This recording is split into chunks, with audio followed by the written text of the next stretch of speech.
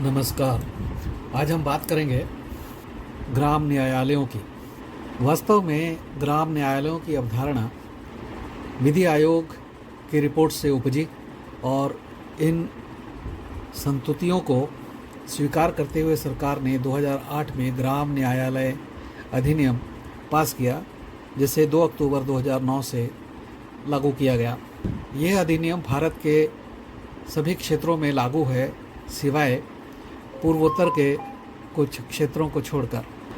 इसके अंतर्गत यह तय किया गया कि केंद्र सरकार इन ग्राम न्यायालयों की स्थापना के लिए प्रति पंचायत 18 लाख रुपए अधिकतम पहली बार देगी और उसके बाद पहले 3 साल के लिए अधिकतम 3,20,000 प्रति पंचायत देगी और इसका आधा भार राज्य सरकारों को उठाना होगा। इस अधिनियम की कुछ विशेषताएं हैं जिन्हें हम इस प्रकार देख सकते हैं। इसका पहला उद्देश्य यही था कि ग्रामीण क्षेत्रों के नागरिकों को उनके द्वार पर न्याय प्रदान किया जाए। ये न्यायालय प्रत्येक पंचायत में बनाए जाने का प्रावधान है।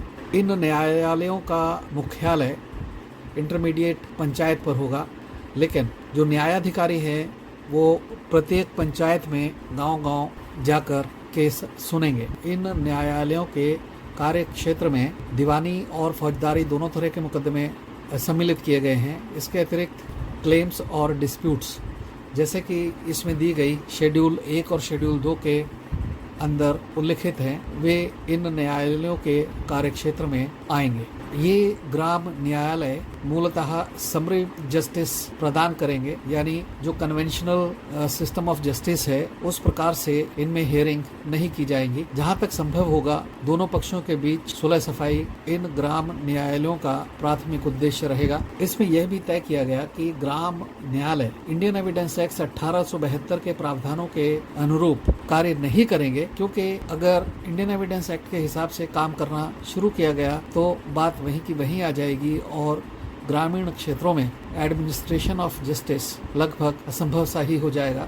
लेकिन इसके साथ ही शर्त यह भी लगाई गई है कि प्रिंसिपल ऑफ नेचुरल जस्टिस को ये न्यायालय फॉलो करेंगे और संबंधित हाई कोर्ट ने यदि कोई रूल बनाए हैं या कोई निर्देश दिए हैं तो ग्राम न्यायालय उनका पालन करने के लिए बाध्य होंगे। इसके अतिरिक्त अगस्त 2021 में मिनिस्ट्री ऑफ लॉ ने रिवाइज्ड गाइडलाइंस निकाली हैं। उसमें जो मूलतः अधिनियम में रखा गया है उसको तो सिर्फ रिट्रेट किया गया है। अलावा इसमें 3 चीजें नई जोड़ी गई हैं। वो है, एक फर्स्ट लेवल की मॉनिटरिंग कमेटी बनाई गई है जो कि राज्य स्तर पर होगी, जिसमें राज्य का हाई कोर्ट भी सम्मिलित है, और दूसरी कमेटी केंद्रीय स्तर पर होगी जिसमें मिनिस्ट्री ऑफ लॉ इन्वॉल्व होगा। इन कमेटियों का जो मकसद है वो यही है कि अधिनियम के जो मूल उद्देश्य हैं उनको प्राप्त किया जाए। और तीसरा जो इसमें जोड़ा गया है वो है ऑनलाइन मॉनिटरिंग सिस्टम। यह एक नई चीज है जो इस गाइडलाइन के बाद जोड़ी गई है। इसके अलावा आइए हम अब देखते हैं कि ministry of law and justice की 17 दिसंबर 2021 की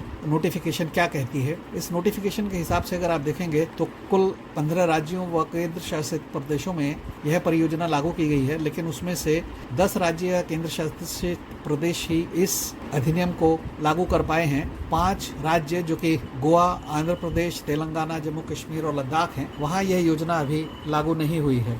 इसमें आप यह भी देखेंगे कि उत्तर प्रदेश में सर्वाधिक ग्राम न्यायालयों को नोटिफाई किया गया है, जबकि मध्य प्रदेश में 89 न्यायालयों को नोटिफाई किया है और सारे के सारे न्यायालय इस समय वहाँ कार्यरत हैं। जबकि दूसरी ओर सबसे कम न्यायालय झारखंड में, जबकि उन्हें 6 न्यायालय स्वीकृत किए गए हैं, लेकिन एक ही न्यायालय वहाँ काम कर रहा है। यदि हम इन न्यायालयों के समक्ष पेंडेंसी देखें तो क्रिमिनल केसेस में यानी फौजदारी मामलों में सबसे ज्यादा पेंडेंसी उत्तर प्रदेश में है जो कि 58,588 है। उसके मुकाबले जो डिस्पोज ऑफ किए गए हैं वो सिर्फ 1,301 केसेस हैं, जो कि कोई बहुत अच्छी संख्या नहीं कही जा सकती। जबकि दूसरी ओर देखें तो झारखंड में एक ही न्यायालय काम कर रहा है, लेकिन उसमें भी 0 केस की पेंडेंसी है, यानी कोई केस है ही नहीं। उत्तर प्रदेश के बाद दूसरा नंबर उड़ीसा का है, जहां पेंडेंसी 42,358 की है, जबकि डिस्पोज्ड केस 525 हैं। तो इस तरह से आप देख सकते हैं कि जितने केस पेंडिंग हैं उसके मुकाबले में डिस्पोजल रेट बहुत ही कम है। इसी तरह से सिविल केसेस को अगर आप देखेंगे